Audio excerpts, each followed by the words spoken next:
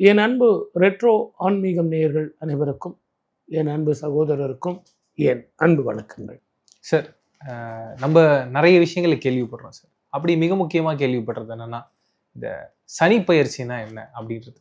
அதில் இன்னொரு அடுத்த அப்கிரேடட் லெவலில் ஒன்று சொல்கிறாங்க, சனி வக்கர பயிற்சி அப்படின்னு. எங்களை மாதிரியான ஆட்களுக்கு நிறைய கன்ஃபியூஷன் இருக்கு. இந்த சனி பயிற்சினா என்ன, சனி வக்கர பயிற்சினா என்ன? இது ரெண்டுமே வேற வேற. இது இரண்டுமே ஒன்றுன்னு சொல்ல முடியாது. சரி சார். சனி பெயர்ச்சி அப்படின்னா ஒரு கிரகத்துல இருந்து மற்றொரு கிரகத்துக்கு போறது, ஒரு ராசியில இருந்து இன்னொரு ராசிக்கு போறது, முன்னோக்கி செல்வது.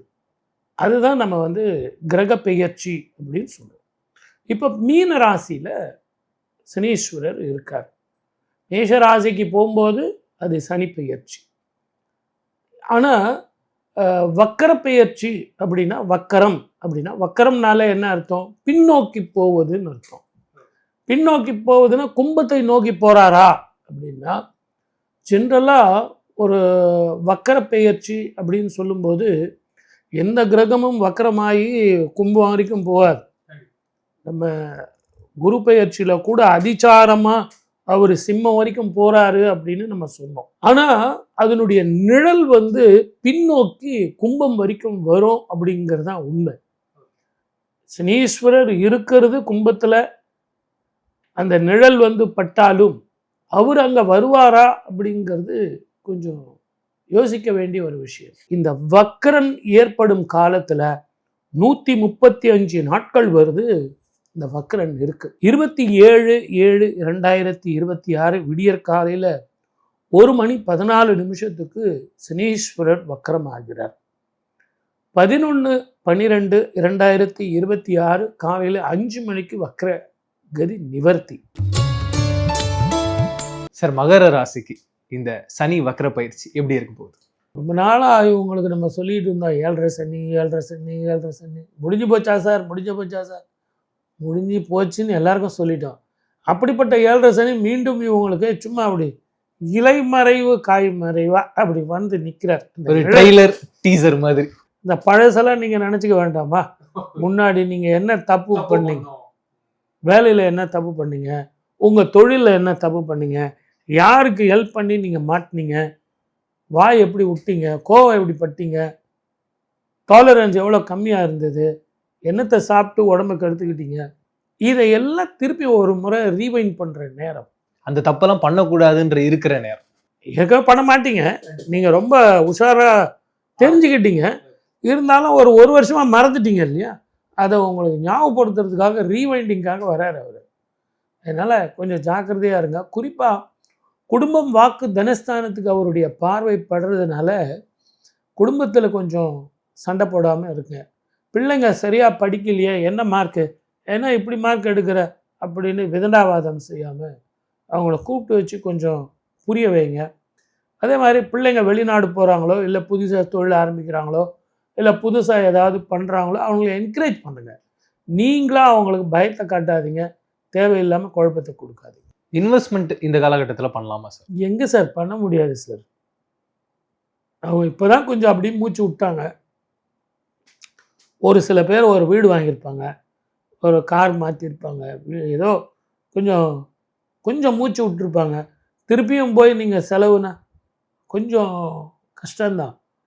ஜனவரி மாதம் தை பிறந்தால் வழி பிறக்கும். சரி, இப்போ ஏற்பட்ட காலகட்டங்களில் ஏதாவது ஒரு சில பூஜை புனஸ்காரங்கள் பண்ணால் வாழ்க்கை மாறும் அப்படின்ற ஒரு கேள்வி இருக்கும். ஒன்றுமே இல்லை சார். இவங்க எக்ஸ்பீரியன்ஸ் ஸ்டாண்டு. இவங்க மகர ராசி நேயர்கள் சனீஸ்வரரை பார்த்து பயப்படக்கூடியவங்க இல்லை.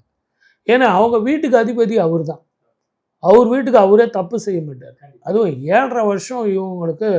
நீங்கள் 7.5 சனினா என்ன அப்படின்னா PhD பட்டமே வாங்குவாங்க அவங்க. அவ்வளவு பெரிய ஸ்காலர்ஸ் அவங்க. அதனால் இந்த சலசலப்புகளும் அவங்க அஞ்ச மாட்டாங்க. இருந்தாலும் அந்த பயம் ஒன்று இருக்குது இல்லைங்களா? அதனால் சர்வ ஜாக்கிரதையாக இதை ஹேண்டில் பண்ணிக்குவாங்க. 5 மாதம் 135 நாள் மிக கவனமாக இருங்க அப்படின்னு நம்ம சொல்லிட்டோம்னா அவங்க 175 நாள் கவனமாக இருப்பாங்க. சரி, வெளிநாடு சொல்கிறதுக்கான வழி அமையுங்களா? ஃபர்ஸ்ட் கிளாஸ் அமையும். அது போயிட்டாங்கன்னா இந்த வக்கர கதியெல்லாம் ஒன்றும் வேலை செய்யாது. கடல் கடந்து போயிட்டீங்க அப்படின்னா வக்கர கதியோ கிரக பெயர்ச்சிகளோ அந்த அளவுக்கு பெருசாக ஒர்க் அவுட் ஆகாது. ராகு கேது பெயர்ச்சி கூட இவங்க ராசிக்கு தான் வரார் ராகு. அதனுடைய மாற்றத்தினால கூட நீங்கள் கேட்ட கேள்வியினுடைய பலன் வரும். வெளிநாடோ வெளி மாநிலமோ வெளி ஊரோ பெங்களூரோ மைசூரோ இடமாற்றம் வரும். Yes, you are absolutely right. அதனால் ட்ரை பண்ணுங்க. அது கிடச்சி இவங்க கிளம்பி போயிட்டாங்கன்னா அற்புதமாக இருக்கும். எந்த கிரகத்தினுடைய மாற்றமும் சரி, எந்த கிரக வக்கரமும் சரி இவங்களுக்கு ஒன்றும் பண்ணாது. ரொம்ப அழகாக எல்லாம் எக்ஸ்பிளைன் பண்ணீங்க. இப்போ கிரகங்களுக்கும் இந்த சனி வக்கரன் அப்படின்றது பாதிப்பை ஏற்படுத்துங்களா? கண்டிப்பாக உண்டு. இப்போ குரு வக்கரமாகி அவர் சுபராக இருந்தால் கூட சில நேரங்களில் வக்கரம் ஏற்படும் போது அவர் அசுப பலன்களை கொடுக்கக்கூடியவர். இங்கே இவர் அசுபராக இருந்து வக்கரம் ஏற்படும் போது தன்னுடைய வீட்டை தானே பார்க்க போகிறார், தன்னுடைய கும்ப ராசியை தானே பார்க்க போகிறார். ஆகவே இந்த 7.5 சனி, அஷ்டம சனி, அர்த்தாஷ்டம சனி, ஜென்ம சனி இவர்களுக்கெல்லாம் ஒரு ஔஷதமாக ஒரு 5 மாதம் ஒரு ரிலீஃப் கிடைக்கிற மாதிரி இருக்கும். ஒரு சில பேருக்கு ஷஃப்லிங்னு சொல்லுவாங்க இல்லையா, அந்த மாதிரி ஏற்ற இறக்கம், மாற்றங்கள், இடமாற்றங்கள், தொழில் மாற்றங்கள், வருமான மாற்றங்கள், இது எல்லாம் கொஞ்சம் சேஞ்சஸ் கண்டிப்பாக இருக்கும். இந்த 5 மாதத்தில் நிறைய மாற்றங்கள் இருக்கும். அது பணப்பிரச்சனையாக இருக்கலாம், மனப்பிரச்சனையாக இருக்கலாம், தங்கம் வெள்ளியினுடைய விலை ஏற்ற இறக்கங்கள், ஷேர் மார்க்கெட் ஓரளவுக்கு அப் அண்ட் டவுன்ஸ் இருக்கலாம், போர் பதட்டம் இருக்கலாம். இருந்தாலும் இந்த வக்கரம் மிகப்பெரிய பிரச்சனையை கொடுக்காது. ஏன்னா குரு பார்வை இந்த டிசம்பர் மாதம் வரைக்கும் இருக்கும். அதுக்கு பிறகு அவர் அதிச்சாரமாக போகும்போது குரு பார்வை இருக்காது. 2031 வரைக்கும் இருக்குன்றத சொல்லியிருக்கீங்க.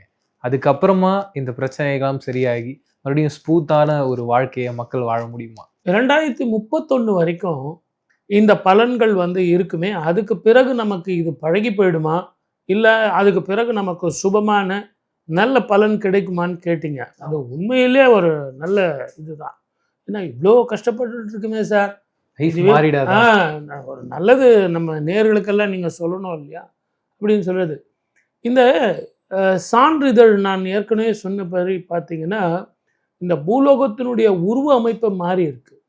இருந்தாலும் இந்த 2031 பிறகு நல்ல சந்தோஷமான சுமூகமான வாழ்க்கை நிச்சயமாக சேரும். அடுத்து 60 வருஷங்கள் பொறுத்து தான் உங்களுக்கு மீண்டும் சில மாற்றங்கள் இந்த பூமியில் ஏற்படும். ஆனால் ஜோதிட ரீதியான விளக்கங்கள் இதை சொல்லும்போது சனி தசை நடப்பவர்கள், செவ்வாய் தசை நடப்பவர்கள், அதே மாதிரி செவ்வாயனுடைய ஆதிக்கம் பெற்ற ராசிகள், சனீஸ்வரர் ஆதிக்கம் பெற்ற ராசிகள், 7.5 சனி நடப்பவர்கள், அஷ்டம சனி நடப்பவர்கள், அர்த்தாஷ்டம சனி நடப்பவர்கள், இந்த ராசிக்காரர்கள் கொஞ்சம் கவனமாக இருக்கணும். அதுக்குன்னு உடனே பயந்தா பிரயோஜனம் இல்லை.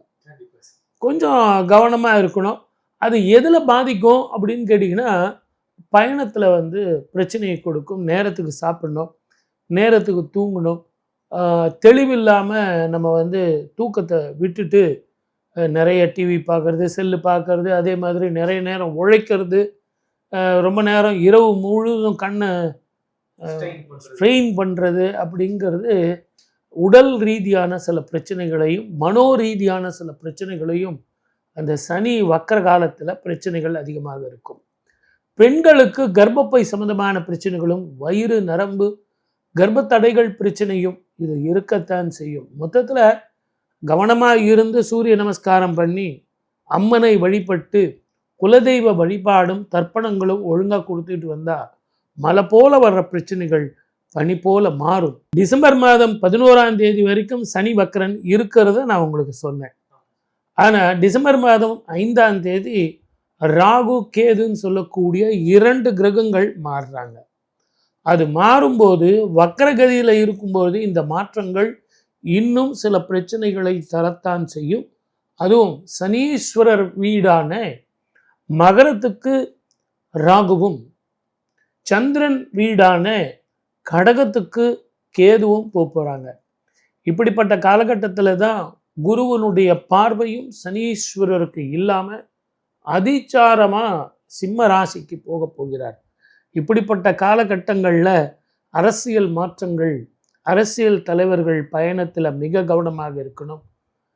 பேரும் புகழும் கொண்டவர்கள் அத்தனை பேரும் மிக மிக ஜாக்கிரதையாக சாப்பாட்டு விஷயத்தில் இருக்கணும். நேரத்துக்கு சாப்பிடணும், நேரத்துக்கு தூங்கணும். இதை எல்லாத்தை விட பெண்கள் இடமாற்றத்திற்காக வெளிநாடோ வெளி மாநிலமோ நான் போகிறேங்கிறத கொஞ்சம் தவிர்த்துட்டு நம்ம இங்கே இருக்கிறது, கொஞ்சமாக சம்பளம் வாங்கினாலும் பிரச்சனை இல்லாமல் உடல் ஆரோக்கியத்தோட மன நிம்மதியோடு நம்ம இங்கே இருக்கலாம் அப்படிங்கிறது ஒரு உண்மை. Thank you very much sir. நிறைய விஷயங்கள் பேசணும். மீண்டும் சந்திப்போம். நன்றி. வாய்ப்பளித்த அத்தனை நல்ல உள்ளங்களுக்கும் நன்றி. வணக்கம். சர்வே ஜனா சுகினோ பவந்து.